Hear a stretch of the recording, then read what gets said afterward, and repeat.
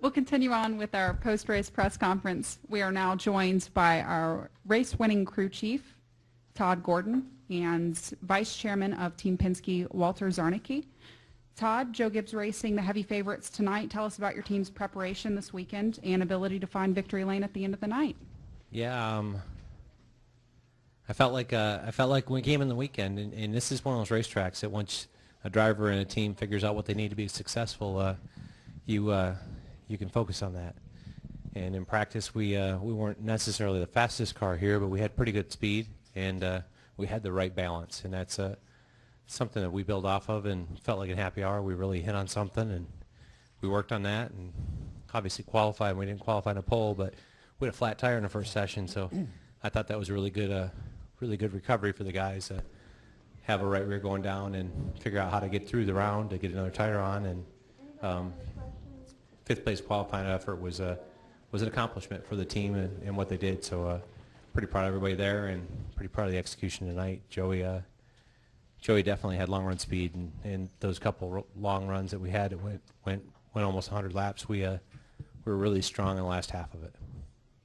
And Walt, this is the team's second win in 3 races. Talk about the team's performance here lately and the win tonight. Well, I think the resurgence, I'll call it, after the first third of the season, which was pretty good after Daytona, of course, went into a little bit of a dry spell, but I think from a Team Penske perspective, things started to come together at Kentucky. And I think that for those last, 6 races now, we've been in contention. We've won 2 of them and had the real opportunity to win those races as well. So I want to congratulate Todd and Joey, of course, for what they did tonight. Talking to Todd before the race, I told him upstairs a minute ago that he exuded a confidence and a sense of preparation that we were going to be able to compete and compete effectively. They executed and demonstrated it beautifully. We'll go ahead and open it up to questions. Please state your name and affiliation. We'll start up here with Bob and then go behind Bob. Bob Hawkers, ESPN. Todd, was that the best race Joey's ever driven? Wow. He performed flawlessly.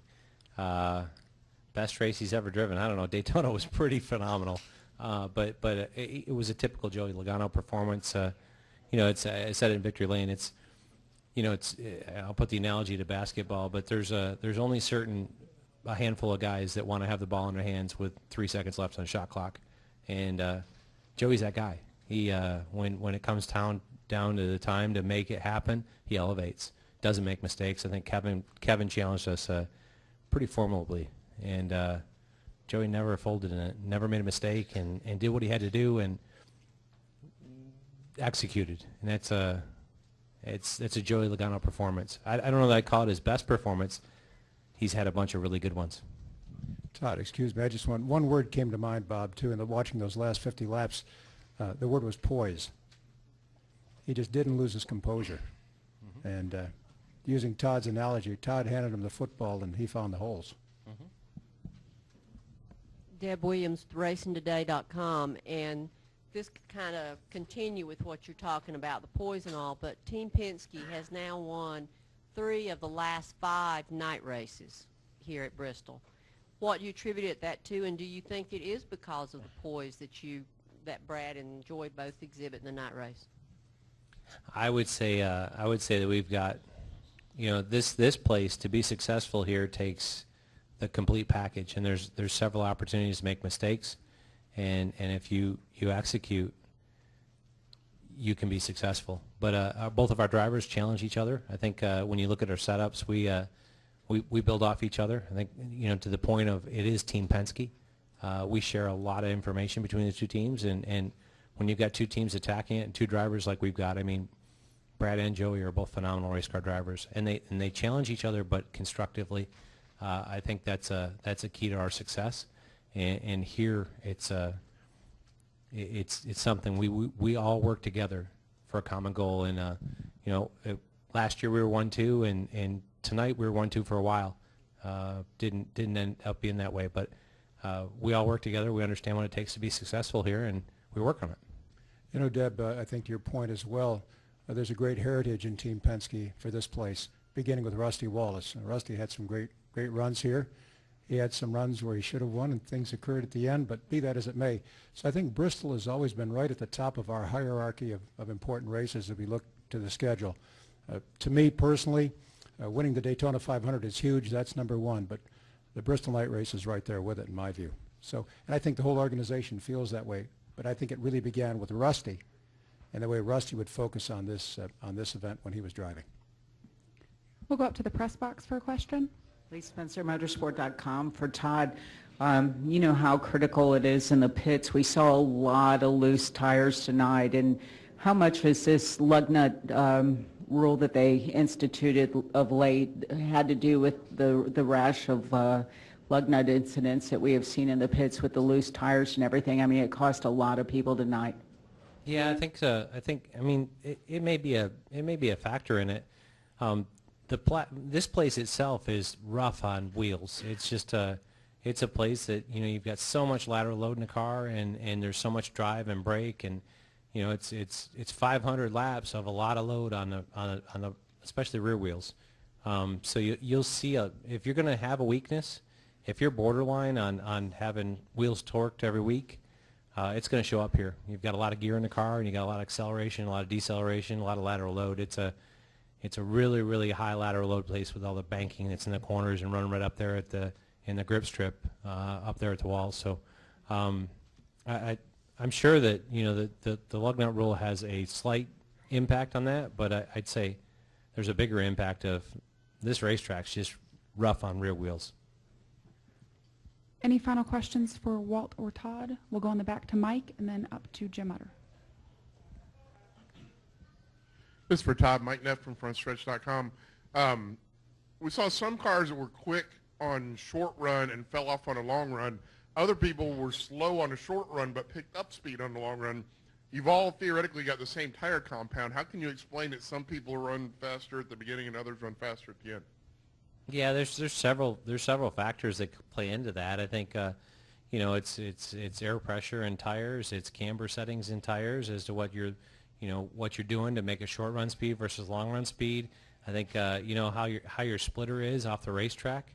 When you see tires build up through you look at these cars and the rotors are glowing in them, and glowing rotors are 1,400 degrees. So there's a big heat source in the middle of it, which builds the tire pressure up a bunch.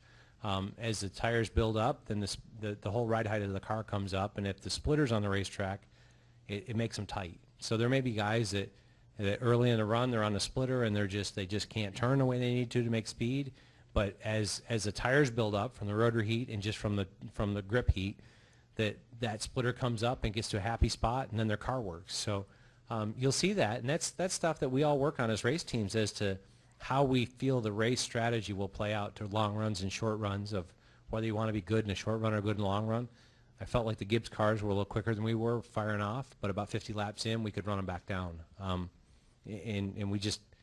I feel like there's several pieces there we had different philosophies on. We'll go to Jim for our final question. Jim Utter, motorsport.com. For both of you, we've often all talked about how sometimes people forget that Joey is just 25 because he's actually had so many years in the Cup Series.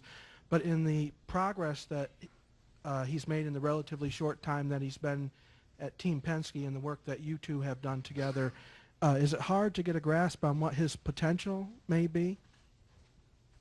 It's exciting to get a grasp on what his potential could be. He is 25 years old, but he's much mature beyond that age. Got put in a Cup car at 18, so he's 25 years old with 7 years experience of understanding what it takes to be successful, and made the chase all 3 years at Penske, and executing. I think you saw that in his nationwide performances before he got here, that he was a closer, and he's so mature beyond his years at 25. I'm thrilled at what the future brings for us. I think that Joey has a great sense of self. He does not have an inflated, in my view, doesn't have this inflated image of himself. He knows what his limitations are. He stays within his limitations. He listens to people like Todd because he knows they have his welfare at heart, and he doesn't extend beyond it. I think it's interesting, just an observation I shared with someone a few minutes ago, that when I listen to the dialogue between Todd and Joey during the race, Joey doesn't say a whole lot if you listen. He knows that he's executing. He has a great deal of confidence in Todd. So that's a person who's got a great, as I said, a sense of self, that he doesn't know better. He realizes he's part of the team, and he's not trying to extend beyond it. Having said that, he has tremendous potential. Tremendous potential. But right now I think we're going to worry about Darlington, right? We're going to work on Homestead Test on Yeah, right. Wednesday, and then we're going to worry about Darlington.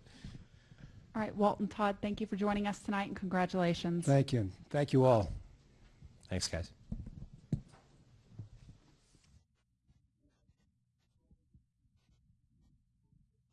We'll go ahead and continue with our post-race availabilities. We are now joined by our race winner, Joey Logano, driver of the number 22 Shell Pennzoil Ford. Joey, this is your second consecutive Irwin Tools night race victory. Tell us about your race and holding off Kevin Harvick's challenges at the end. That sounds nice.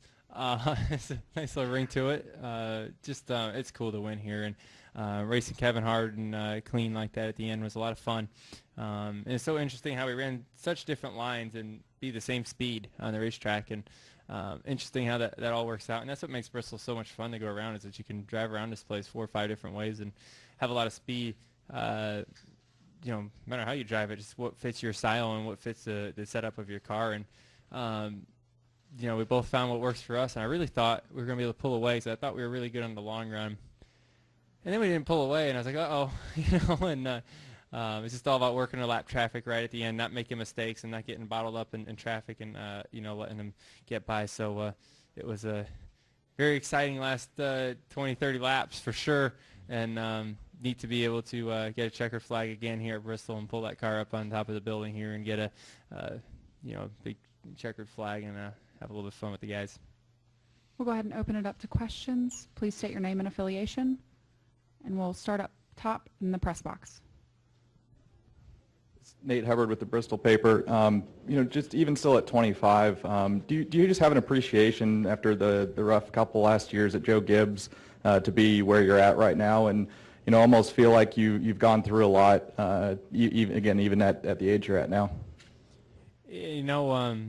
Obviously JGR is a great team. They're kicking butt out there right now, and I've been fortunate enough to drive for 2 great race teams, and the difference now is that I'm ready to go racing and race for championships, and back then I wasn't, and I definitely learned a lot. I wouldn't trade those years for $1 million. It was such a fun learning experience over there, and really shaped me into the person and the driver that I am, and I owe them a lot for that. But like I said, I'm fortunate to drive for a couple great teams, and working with Team Penske and Roger, and everyone on this 22 team has been a blessing, to say the least. It's just such a great group of guys that I say this all the time, that there's no one hero on the team. Together we make a hero, and I'm pretty proud of how we work together as a team. It's something I really I put a lot of pride into, and what our guys are able to accomplish there. And you think of the pressure that these guys had to go through when you come down pit road there with a few laps to go, and they bust off 11-second pit stop. That's because they're athletes. That's a true athlete, is when you can not choke under pressure, and I couldn't be more proud of those teams, or my team. We'll go back to the press box. Chris Knight, CatchFans.com. Joey, can you talk about your relationship with spotter Tab Boyd? Seemed like he helped a lot tonight with executing traffic and keeping Harvick at bay. Yeah, Tab and I, we spent a lot of time together.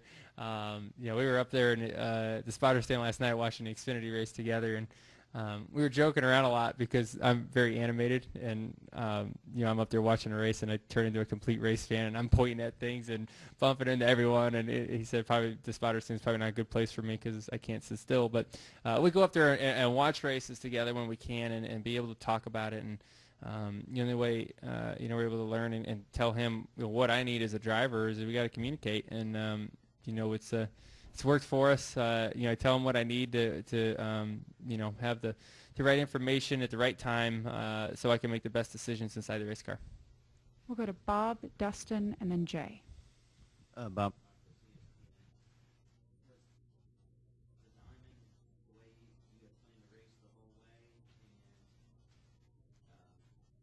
Any temptation to try the line that using to see if it would work as you were trying to hold him off? Yeah, I tried it. I still couldn't go in the corner as fast as he could. It just takes something completely different to run his line compared to my line. And obviously his team has worked really hard at making that line work, and it's fast. We've worked very hard at making our line work, and it's fast. And there's 3 other lines that are just as fast. You've seen other cars run, and you've seen what Kyle was doing early in the race, and how fast he was. You see what the 19 and the 11 can do as well. You can run this racetrack so many different ways, and I found what works for me and the way I drive a race car, and Todd Gordon's done a great job at really understanding what that is and giving me the right tool inside the race car to be able to make these make our race car fast. And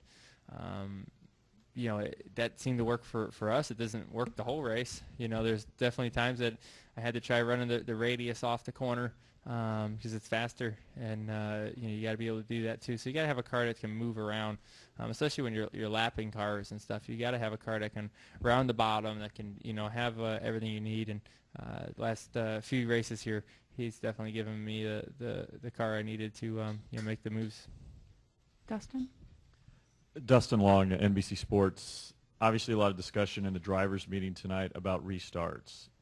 Can you give a sense of what it was like tonight?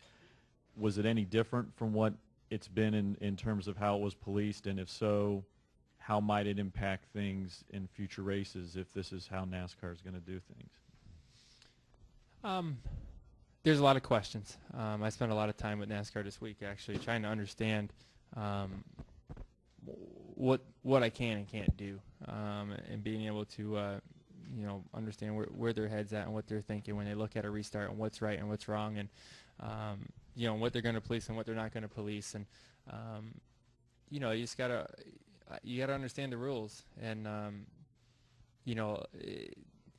they're always subject to change. I think there's can we do a better job on restarts? Yes. Are they that bad? No, they're not that bad. They're the restarts are still entertaining. We've seen guys, 24 was really good on the inside of me tonight, and we were door to door into the corner, and so restarts obviously are a big part of our races a lot of times. So obviously we put a lot of effort into them.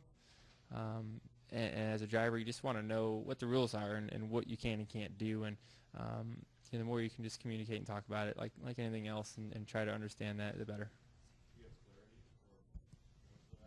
I have more clarity. Yeah.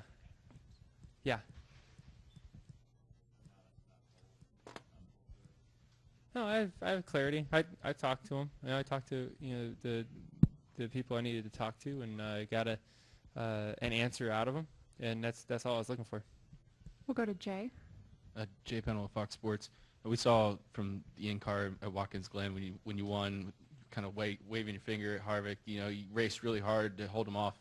You guys have had a contentious past. Does it feel better to beat him out of any of the other 42 guys or 41 guys out there? Or is it you race a little bit harder when you're racing him for the win, or is it just bygones be bygones? I don't care who the heck I'm racing.